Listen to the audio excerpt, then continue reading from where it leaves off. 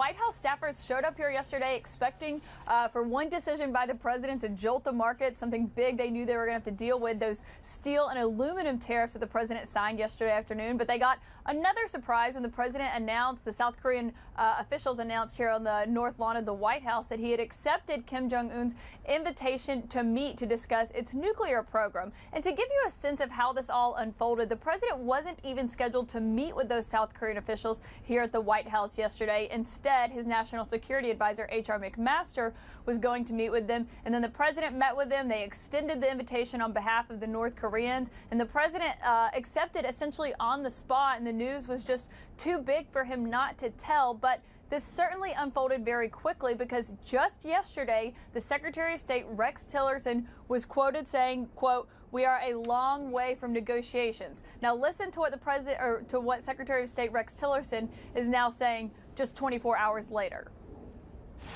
In terms of the decision to engage between President Trump and Kim Jong Un, that's a decision the president took himself. I spoke to him very early this morning about that decision, and we had a good conversation. This is something that he's had on his mind for quite some time.